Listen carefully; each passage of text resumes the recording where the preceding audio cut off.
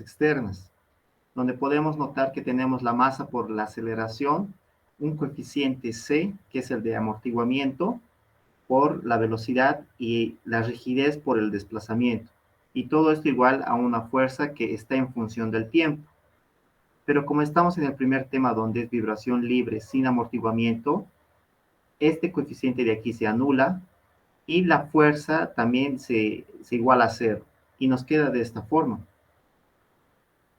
También se ha mostrado que por la identidad de Euler se llega a esta ecuación, donde este coeficiente A es la velocidad inicial sobre omega, y también habíamos visto que B era igual a la posición inicial.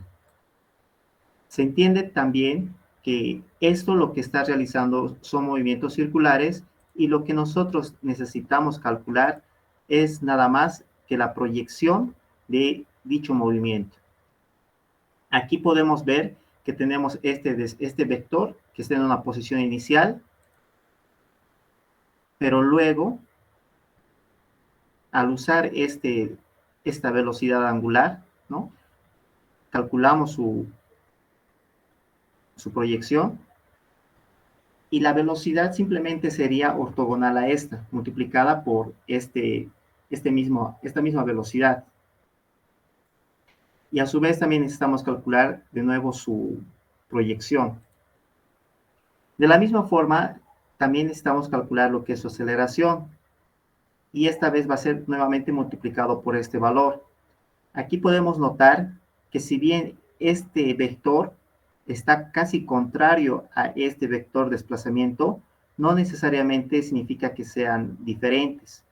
Solamente que para este punto, este está apuntando en sentido contrario a este. Pero noten que este otro vector siempre va a estar apuntando en sentido contrario a este de aquí, ¿no? Por tanto, la ecuación que de este resulte va a ser siempre negativa. Y también nos interesa conocer su proyección respecto a un eje. Al final, esta ecuación queda de esta forma, siendo que el desplazamiento va a ser igual a su módulo, que sería A, multiplicado esta parte de aquí, de la inferior sería el coseno de todo este ángulo, ¿no? Que sería simplemente la velocidad omega por t, menos esta posición inicial que ya se ha desplazado, porque este ángulo mide todo esto, pero menos esta posición inicial. Por eso viene este signo de aquí. Entonces, con eso dicho, vamos a ir a plantear esas ecuaciones. Primeramente, necesitamos conocer lo que es un peso.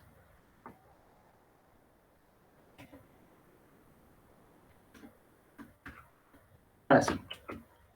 Este peso generalmente, vamos a dar cualquier valor, vamos a dar 35 toneladas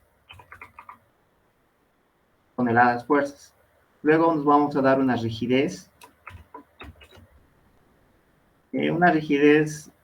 de 6 toneladas fuerza sobre centímetro. También vamos a darnos las condiciones iniciales. Recordemos que a un sistema se le ha excitado bajo una fuerza y ha quedado, y cuando la fuerza se llega a disipar, nos deja una posición inicial, una velocidad inicial y también una aceleración inicial. Pero hemos visto que solo es necesario conocer su posición inicial y su velocidad inicial. Entonces vamos a dar que sea de 3.5 centímetros y vamos a decir que su velocidad inicial va a ser de 25 centímetros sobre segundo. Muy bien. Vamos a plantear la ecuación de respuesta que habíamos visto. La ecuación de respuesta es U de t va a ser igual a un coeficiente A multiplicado por el seno de omega por P más B por coseno de omega por P. donde tenemos que encontrar ahora estos coeficientes de A, de B y de omega. Entonces, como primer paso, lo que vamos a hacer es encontrar omega. Para encontrar omega, necesitamos conocer la masa. La masa es igual a este peso dividido entre el valor de G. Esto lo vamos a expresar en toneladas, pero estas son toneladas métricas, ya no son las toneladas fuerzas.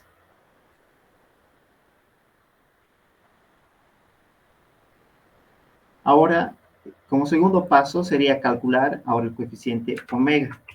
Omega es igual a la raíz cuadrada de K sobre M.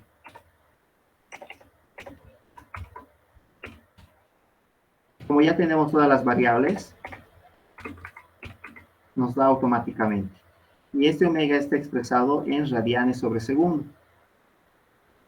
A su vez, también podemos calcular lo que es el periodo. El periodo va a ser inverso a este valor. Va a ser 2 veces pi sobre omega. Ahí lo tenemos. Recordemos que este coeficiente A y B sabemos que viene de la siguiente expresión. A es igual a esta velocidad inicial dividido entre omega. Entonces vamos a poner eso.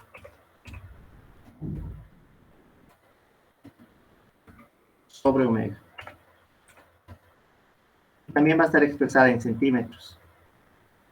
Y habíamos visto que también B es directamente la posición inicial. Entonces ya tenemos A y tenemos B expresadas en centímetros y por tanto tenemos esta ecuación ya deducida. Si nosotros nos diéramos para cualquier instante de tiempo, por decir, esta función evaluado a los 2.5 segundos, ya nos daría un valor. Entonces nos dice que a los 2.5 segundos el desplazamiento tiene este valor. Entonces ya está bien evaluado. Un dato interesante que es necesario conocer es la amplitud. La amplitud es igual a la raíz cuadrada de estos coeficientes, a al cuadrado más b al cuadrado, donde esa amplitud va a ser igual al desplazamiento máximo. Entonces ya podemos empezar a graficar este valor. Para graficar este valor se puede utilizar tres formas. La primera sería entrando aquí de gráfico, o si no, dando clic derecho, insertar gráfico.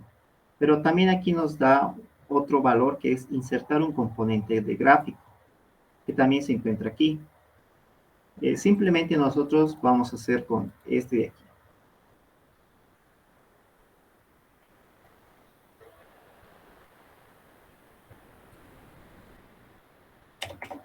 Eliminamos este valor, ya que no nos lo necesitamos.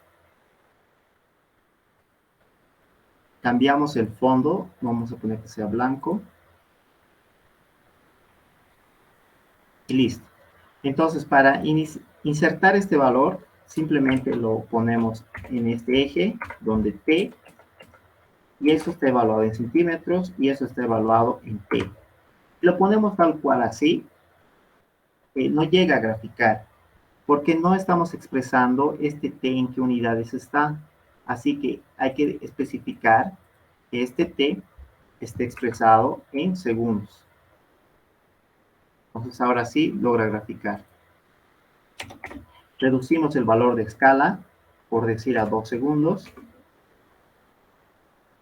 Y podemos reducir un poco más, a 1.5. Cambiamos el espesor y listo.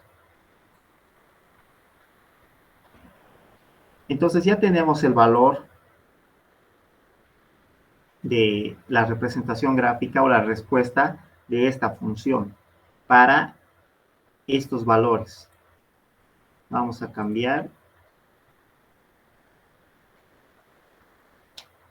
Entonces, según este peso, esta rigidez, esta posición inicial y velocidad inicial, nos llega a graficar de esta forma.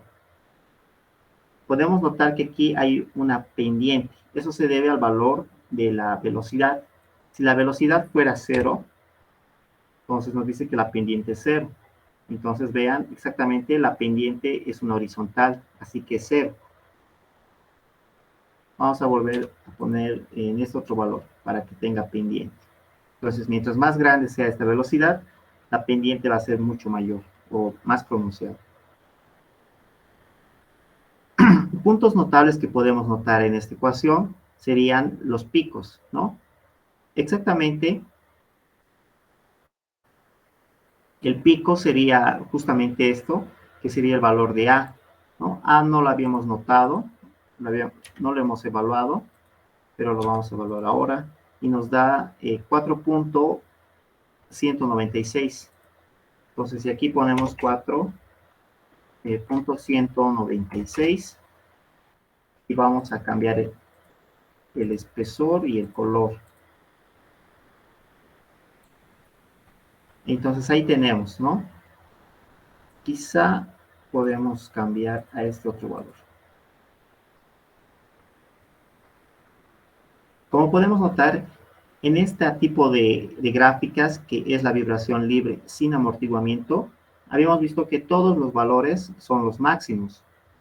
Si nos piden encontrar el valor máximo en vibración libre, simplemente podemos encontrar el primero, del segundo, del tercero o cualquiera, ¿no? O directamente este valor de aquí, que sería la amplitud o el desplazamiento máximo. Para encontrar preguntas recurrentes también son encontrar el primer tiempo, el segundo tiempo, el tercer tiempo y así, ¿no? Entonces, para encontrar esos valores, lo que podemos hacer es lo siguiente.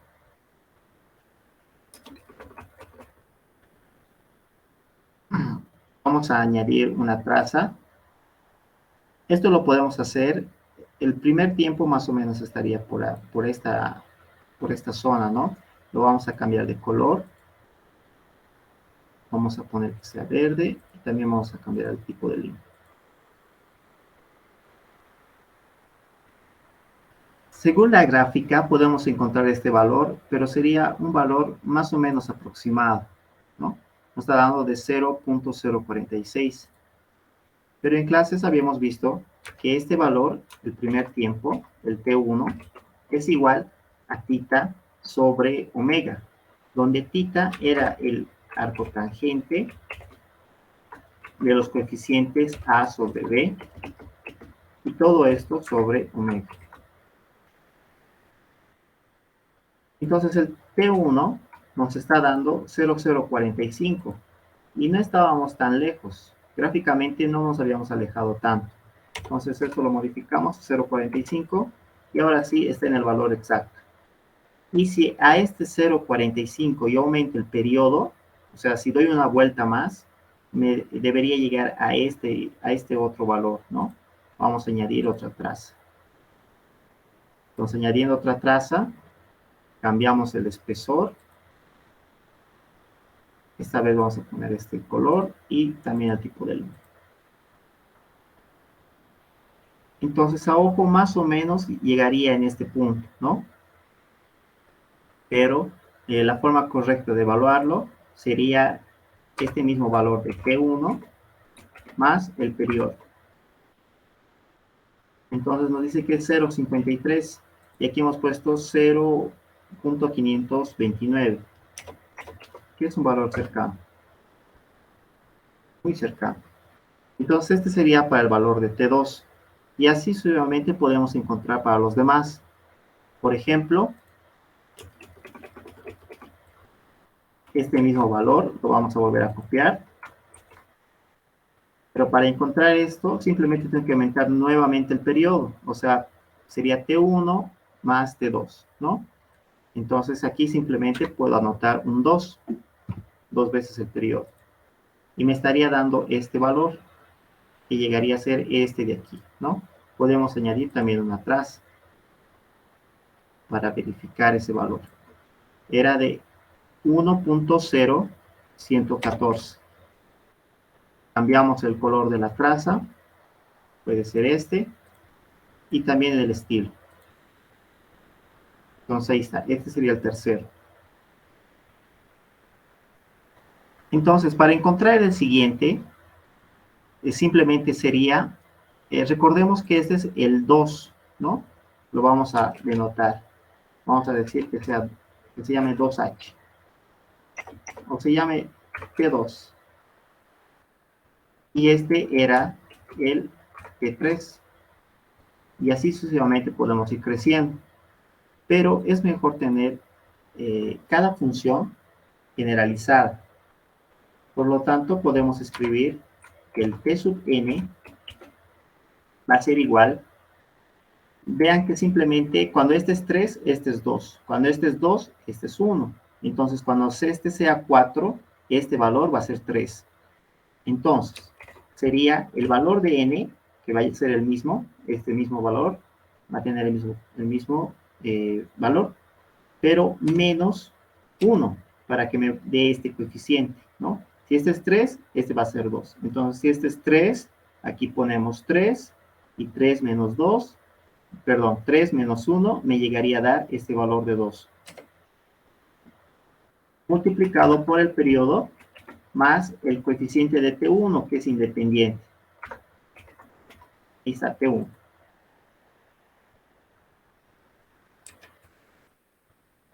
Ahora evaluamos este valor de n. Por ejemplo, cuando n sea 1, ¿cuánto esté n? T sub n debería ser el mismo T sub 1, 0,045. 0,045 cuando n es igual a 1.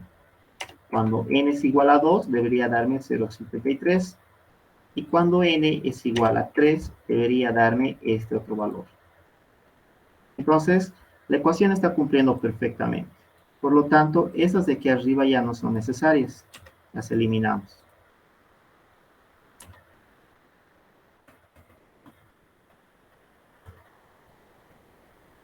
Listo.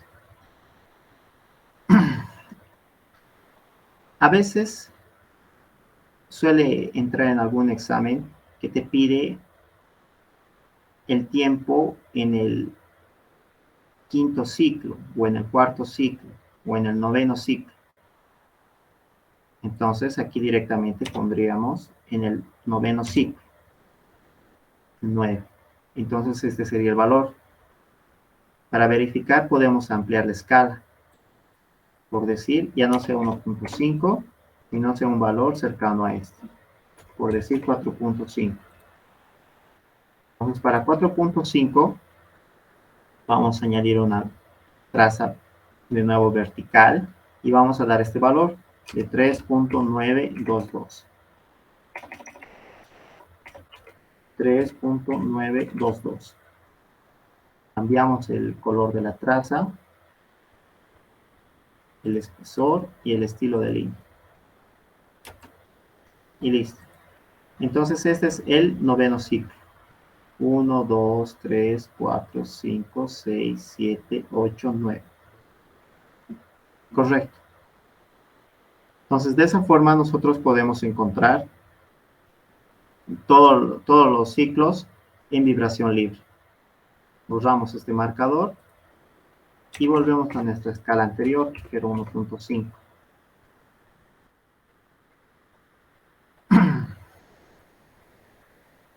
Ahora, también es necesario conocer lo que es su velocidad, la función de la velocidad y la función de aceleración.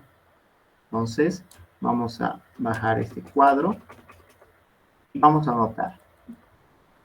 Hemos visto que si esto está en función, esto es desplazamiento en función de tiempo, si lo derivamos una vez, lo que obtenemos es la velocidad. Entonces, A es una constante, se mantiene por ser constante. Multiplicado por la derivada del seno. La derivada del seno es el coseno. Multiplicado por regla de la cadena, ¿no? Primeramente, la derivada de todo esto sería simplemente coseno de omega por t. Ahora sí, por regla de la cadena, ahora derivamos lo que está aquí adentro. Y lo que está aquí adentro es omega de t. Como estamos derivando en función de t, simplemente nos queda omega más b, que es una constante, por la derivada del coseno. Pero la derivada del coseno es el menos seno. Entonces, este positivo de aquí, y una vez lo voy a volver negativo, me va a quedar de esta forma. El seno de omega por t.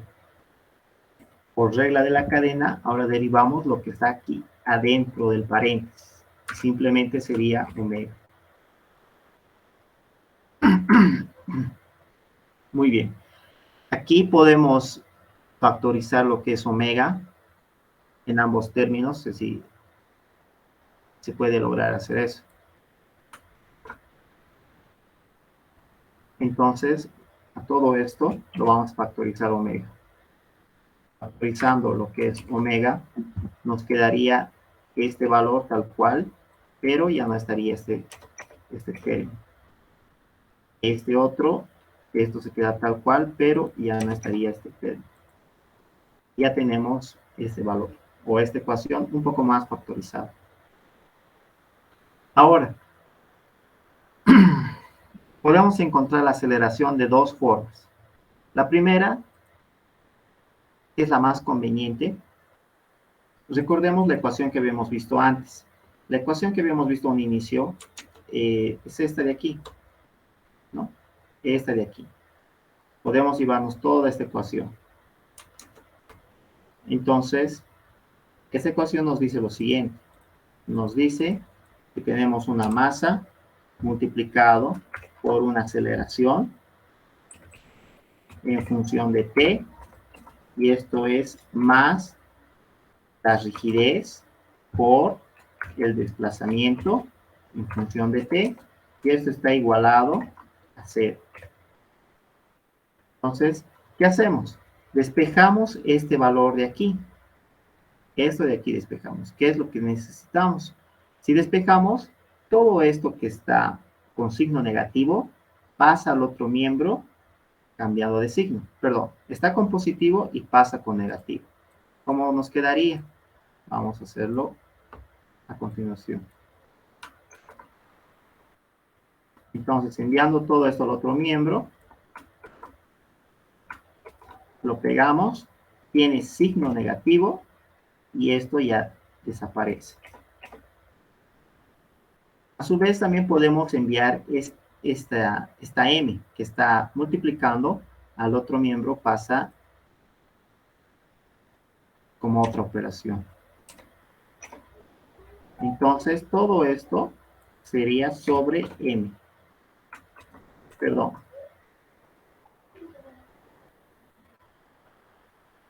Ahora sí, sobre M. No sería K sobre M. Pero recordemos que aquí era igual K sobre M. Aquí está. Si a esto yo elevo al cuadrado a ambos, la raíz sale y me queda K sobre M, omega al cuadrado. Por lo tanto, sabemos que omega elevado al cuadrado va a ser igual a K sobre M, ¿no? De esta expresión. Esto elevado al cuadrado sale del radical y este omega al cuadrado, y eso quedaría como omega al cuadrado. Perdón, ¿alguien ha levantado su mano? No. Ya. Entonces nos queda de esta forma, ¿no? Y esto reemplazamos aquí. Entonces, en vez de poner K sobre M, ponemos omega al cuadrado. Volvemos a poner esta ecuación y simplemente en vez de esto, ponemos lo que es omega al cuadrado. Listo. Ya. Entonces, esto es igual a la función de aceleración. Ya lo tengo despejado. Por tanto, lo puedo copiar en esta parte de aquí. Lo vamos a poner aquí abajo, porque ya es la función simplificada, ¿no? Y ya está. Pero también podemos llegar a esta misma ecuación partiendo de este valor. Por ejemplo, ya tenemos la velocidad. Y si esto derivamos una vez más, ¿cómo nos quedaría? Vamos a decir que u dos veces derivada va a ser igual a ¿qué? A es una constante, por lo tanto se mantiene. Multiplicado por el coseno. La derivada del coseno es el menos seno. Entonces ponemos el menos aquí adelante. Y aquí ponemos el seno. Paréntesis, omega de t se mantiene. Omega por t. Y por regla de la cadena, este omega sale, pero con este otro omega se convierte en omega al cuadrado. Luego, tenemos este signo menos, b se mantiene, multiplicado por seno. La derivada del seno es el coseno. Luego, este ángulo se mantiene. Sería omega por t. Por regla de la cadena, aquí hay un omega y también de aquí va a salir un omega. Entonces se convierte en omega al cuadrado. Omega al cuadrado. Listo.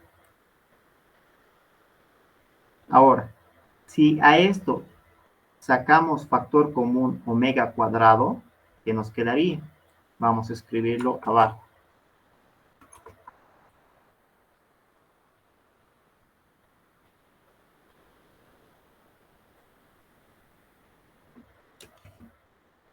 Sacamos omega cuadrado.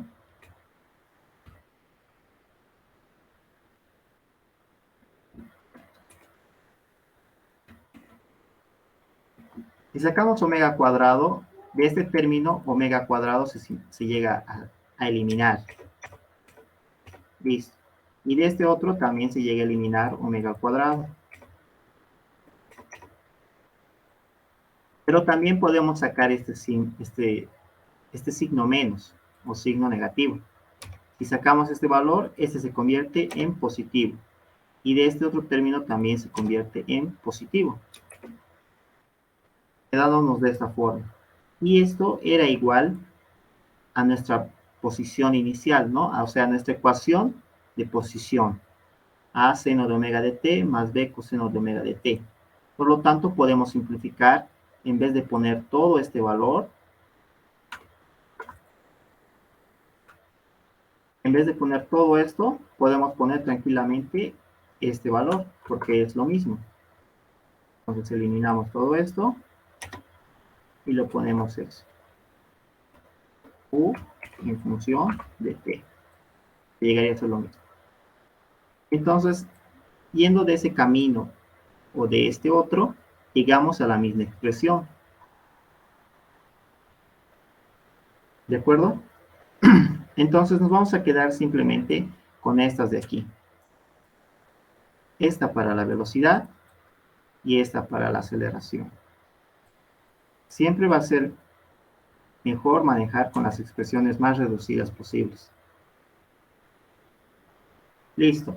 Ahora lo que podemos hacer es graficar esta función de velocidad y también graficar esta función de aceleración.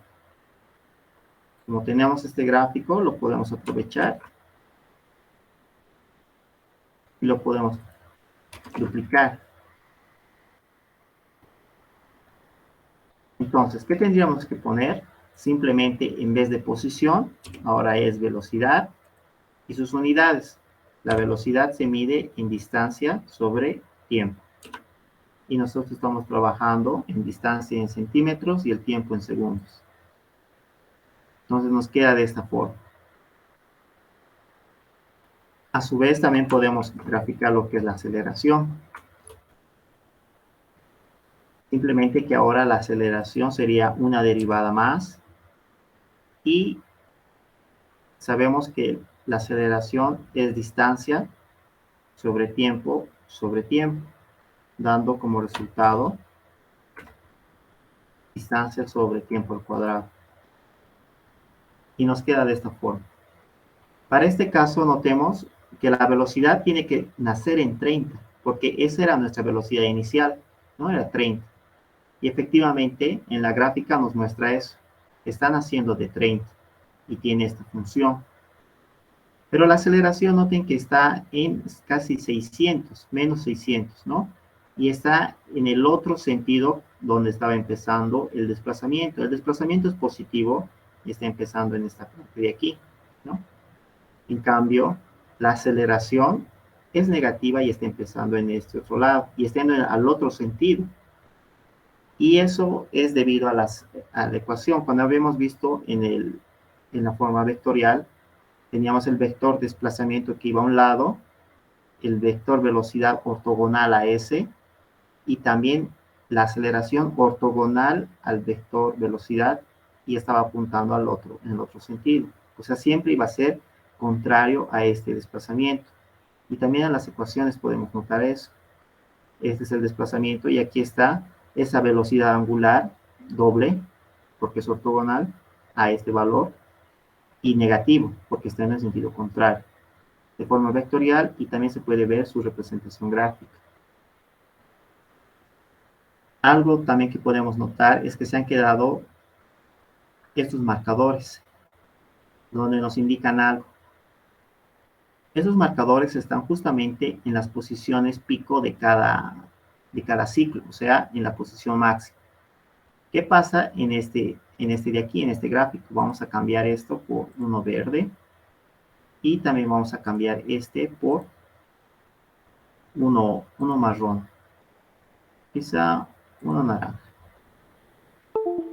Ya. ¿Qué notamos?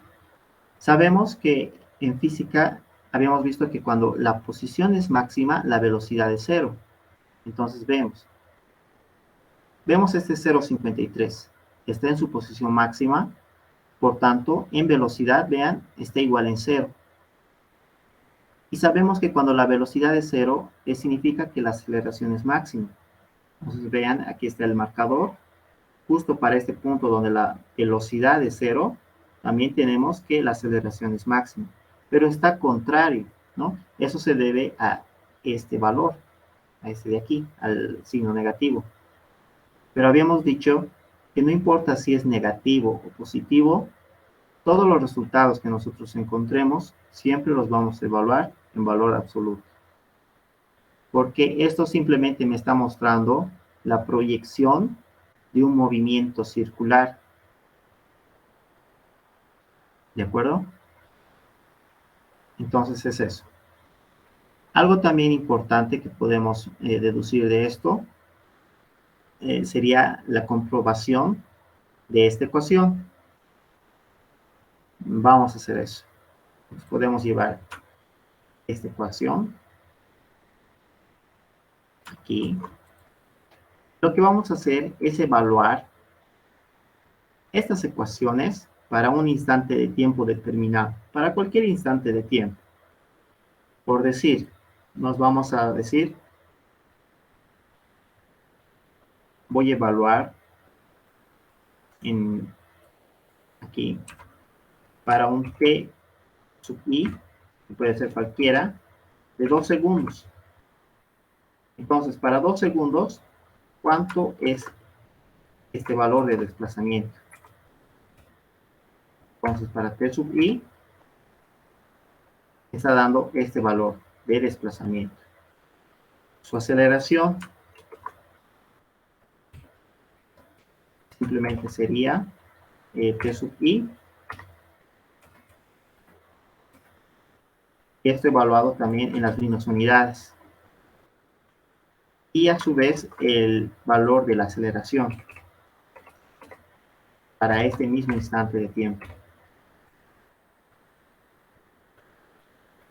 Listo. Entonces tenemos el desplazamiento, la velocidad y la aceleración para este instante de tiempo. Entonces, esta ecuación me dice que para cualquier instante de tiempo se tiene que cumplir esto, que es igual a cero.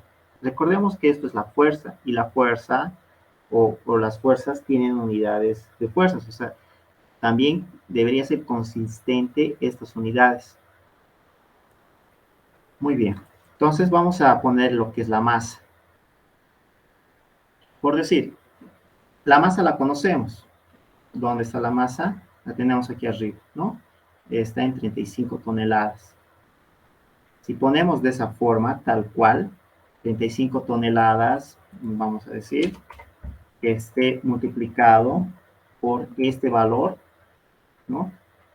De aceleración, más la rigidez, que también está en centímetros y está en toneladas fuerza, que es de 6, y multiplicamos por este desplazamiento, no nos daría igual a 0, nos daría otro valor. Eso se debe a que no, las unidades no son consistentes, ¿no? Para que esto funcione, esta masa tiene que estar en unidades de fuerza, o sea, respecto a fuerza, o sea, en tonelada fuerza. Y también debe estar medido en las mismas unidades, en centímetros. Ahora sí, sí, este valor multiplicamos como masa por este valor de aquí, y luego sumamos más la rigidez, que era de 6. Vamos a anotar aquí la rigidez.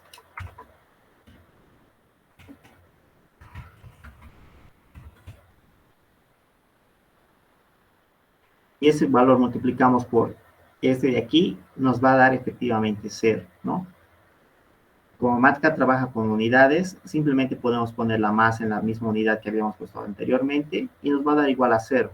Pero es importante saber que esta masa tiene que tener estas unidades.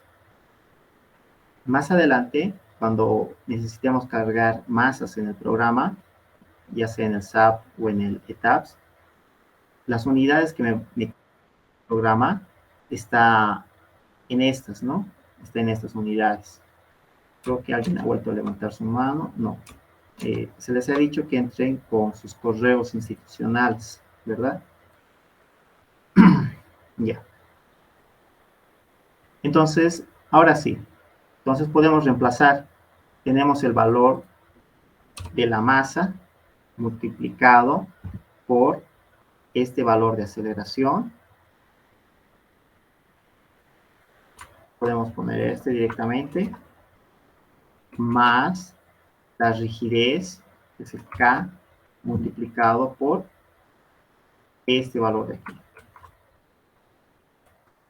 Y para que esto funcione, tiene que estar a la derecha o abajo.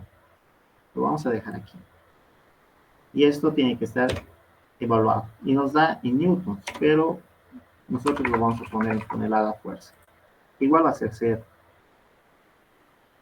Entonces se está cumpliendo que para cualquier instante de tiempo esto me llega a dar 0. Por ejemplo, ¿qué pasa cuando estos valores estamos en los 5 segundos? A los 5 segundos estos valores vuelven a cambiar. La masa se sigue manteniendo constante, pero esto de aquí ya es este valor. La rigidez se mantiene constante, pero este valor de desplazamiento ahora es este, ¿no? Pero de la misma forma nos sigue dando igual a 0. Entonces se está cumpliendo el equilibrio. Entonces podemos decir o afirmar que esta ecuación es correcta y se está cumpliendo el valor. Ahora, de forma vectorial habíamos visto esta otra expresión para el desplazamiento. Vamos a decir U de t sub 1 o sub 2 en función de t es igual a la amplitud multiplicada por el coseno de omega por t menos un ángulo θ, ¿no? Este ángulo θ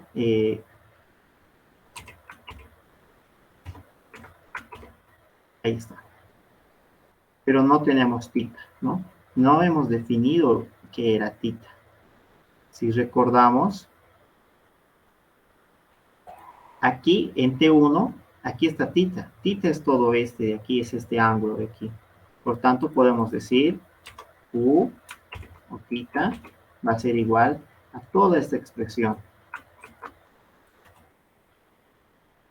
Y esto está expresado en radianes, generalmente. Entonces ya tenemos θ. Por tanto, ya está definida mi ecuación. Entonces, ¿qué pasa si esta ecuación, U sub 2, la evaluamos en el mismo P, en P sub I?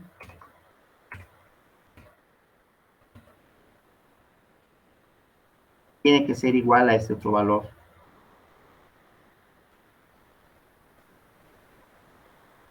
Ahí está, ¿no? Ambos valores son iguales, ya sea de esta ecuación o mediante la otra ecuación, donde están los coeficientes A y B. Este de aquí.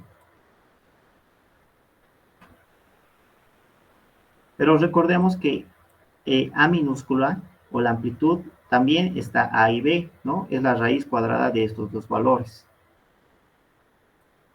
Aquí también está A y B, simplemente que está de una forma más compacta. Y luego tenemos coseno de omega de t menos tita. En esta otra no está tita. Aquí no está tita, pero tita no está tan complicado de encontrar. Simplemente es el arcotangente de A sobre B, ¿no?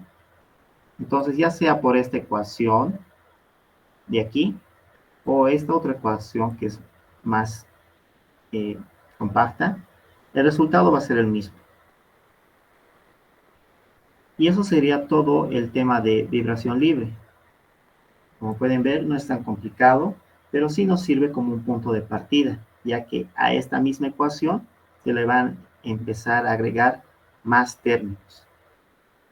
Cuando se lleve vibración con amortiguamiento, va a ser la misma de vibración libre, pero con otros factores. En realidad, todas las ecuaciones que vamos a analizar siempre van a tener esta parte de aquí, o sea, la vibración libre. Ninguna ecuación va a estar fuera de esta vibración libre. Todas las ecuaciones que vamos a analizar van a tener una relación con la vibración libre. Por tanto, es importante entender la vibración libre, o sea, encontrar los puntos notables. Un punto notable sería este de aquí, ¿no? La amplitud. Recordemos que la amplitud simplemente va a ser la raíz cuadrada de a al cuadrado más b al cuadrado, donde a al cuadrado es velocidad inicial sobre omega y b es igual a la posición inicial. Eso sería todo. ¿Tienen preguntas respecto a este tema de vibración libre?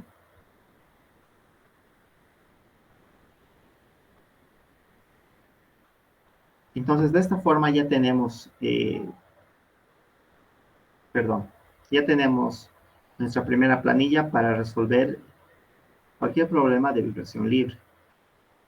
A su vez, también se puede organizar de una mejor forma o de una forma más compacta, donde pongamos nuestros datos, nuestras condiciones iniciales, pongamos la ecuación que estamos resolviendo, y nuevamente aquí tenemos el número de ciclos, que era lo que teníamos aquí, ¿no? El n. Tenemos el t sub i, que era cualquier instante de tiempo. Nosotros lo pusimos aquí. Y también tiene los diferentes valores, ¿no? Tenemos m, que es la masa de la estructura expresada en las unidades correspondientes. La frecuencia circular, que es omega. Tenemos t, que es el periodo natural de la estructura.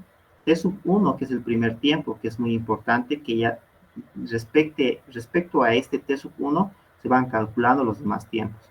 Tenemos las A y B, que son constantes, que dependen de las condiciones iniciales del movimiento.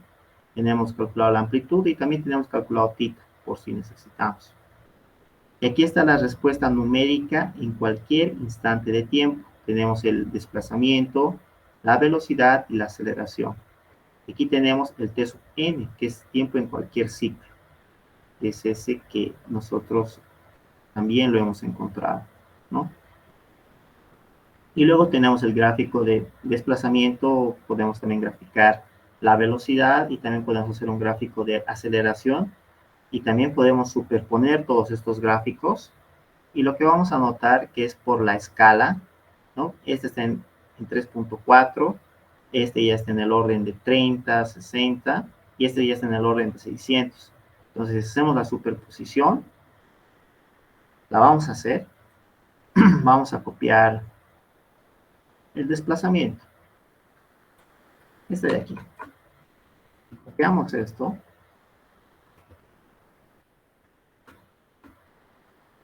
Añadimos una nueva traza. Vamos a añadir 2. Perdón. Bien. Ya. Entonces, esta es la posición. A esto vamos a añadir, vamos a copiar esto. Pues,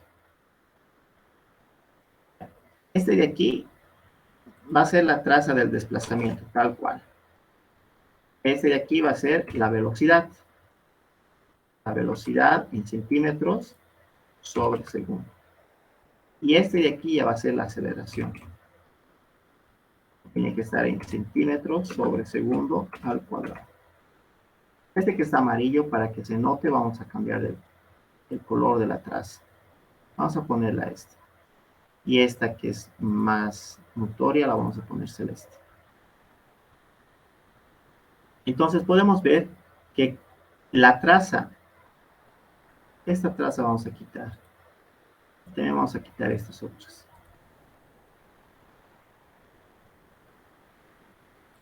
Listo. Podemos poner un poco más grande. Y vemos que la traza del desplazamiento, que es rojo, casi es imperceptible respecto a estas otras trazas, ¿no? La velocidad sí se llega a notar. Ahí está la velocidad. Y la aceleración sí se logra notar. Mucho más notorio. Pero el desplazamiento casi no se llega a notar, ¿no? Esto se debe al omega, ¿no? La velocidad es el mismo, omega es desplazamiento por omega, ¿no? El mismo vector, el a por omega. En cambio, esta aceleración es menos omega al cuadrado, o sea, el doble. Por eso se dispara tanto. Y esta sería una superposición de las tres respuestas.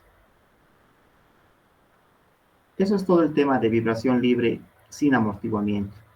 Si tienen dudas, las pueden hacer ahora y si no, aquí quedaríamos. Y ya tienen su primera planilla para que la modifiquen o la ordenen de la forma que ustedes quieran. ¿De acuerdo? Si no hay dudas o preguntas, aquí terminamos.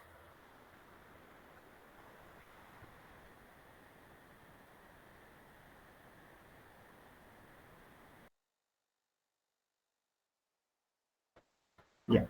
Entonces nos vemos directamente conmigo el día martes y con el ingeniero el día lunes. ¿De acuerdo?